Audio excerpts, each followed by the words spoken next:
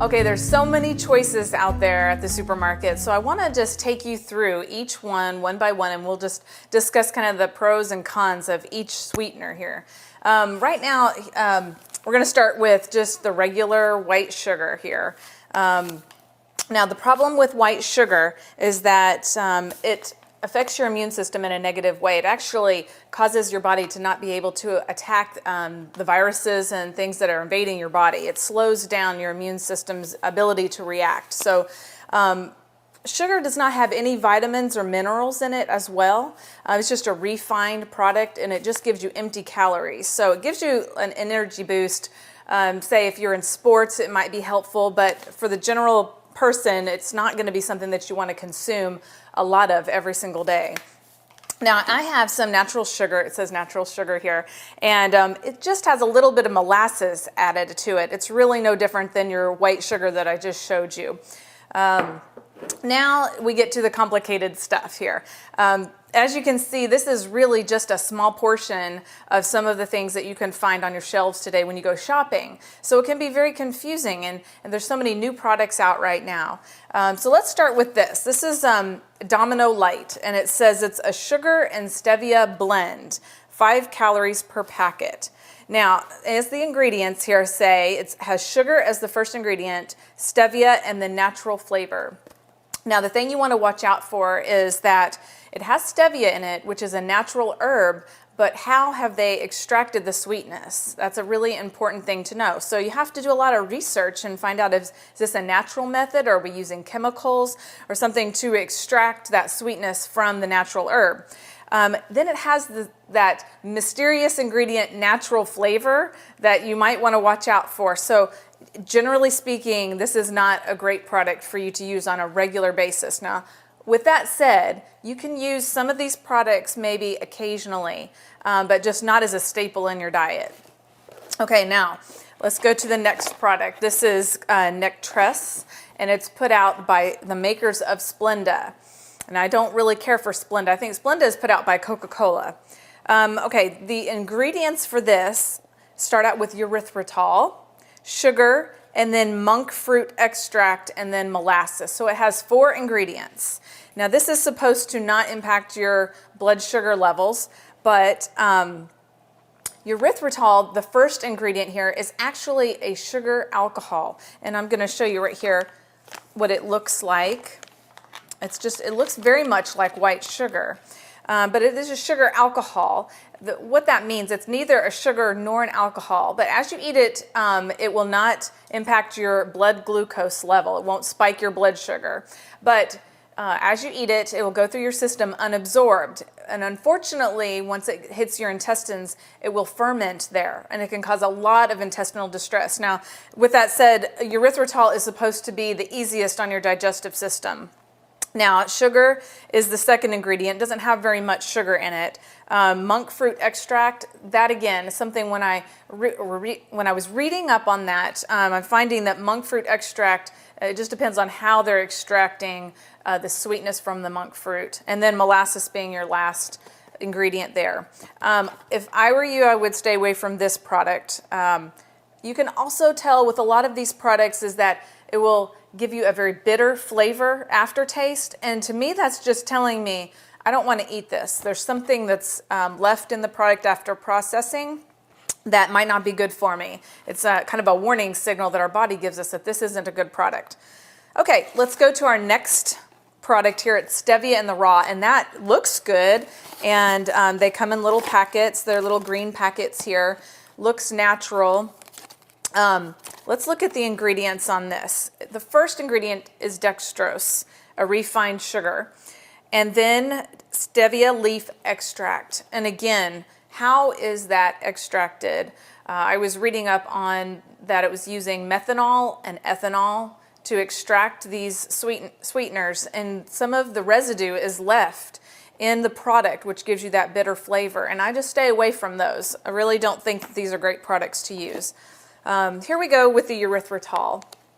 Now, this is that sugar alcohol that usually comes from corn. And if, most of our corn is genetically modified, This does not say that it comes from non-genetically modified corn, so it is coming from a corn source, and they extract the starch from the corn, and then they ferment it, and then they have to purify it.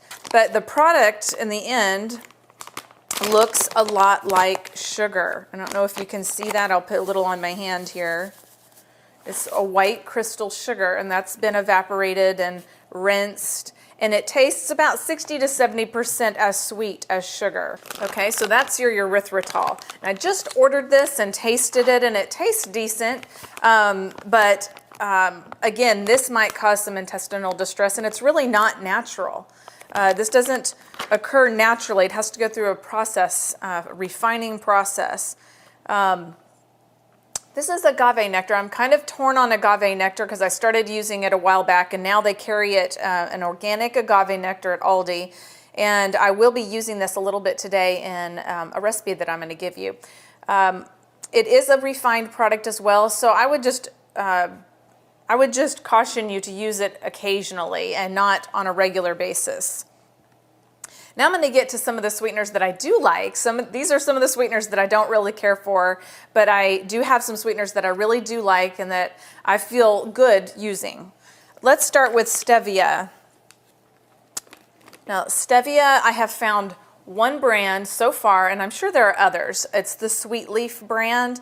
And this process of how they extract the sweetness is very natural, using water and not any chemicals or anything.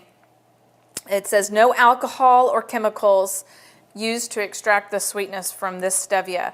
So if you look at it here, I also use this in a lot of our smoothies, and it only takes a few drops. So it's a dark liquid here, and it's very, very sweet. I believe it's about 400 times as sweet as sugar. Now the thing with stevia is that it does not increase your blood sugar levels at all. So if you're diabetic, a lot of people are using stevia. Along with that, there's the Sweet Leaf brand here, and this is a packet, and you can use it more like a packet of sugar, and you can take it with you when you go places to sweeten items, maybe when you're eating out.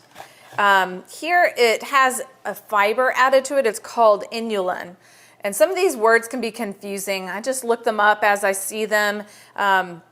This is a soluble fiber, and that is how they get the powdery form here. And then they use their Sweet Leaf stevia extract in that. And again, I do back the way that they process this type of stevia. Okay, now let's go to coconut sugar. And I use this a lot, actually. I love this. It's not as sweet as sugar, but you can use it like a brown sugar, and I'll show you what it looks like. It comes from the nectar of the coconut flower. And there is your coconut sugar, if you can see inside there. You can kind of see it through the front here of the product. And it tastes great. It goes wonderful on, say, your oatmeal or an apple crisp, or even in a hot drink tea. It's very good. You can replace it 1-for-1 as sugar. And I have that out on my counter, and I use this.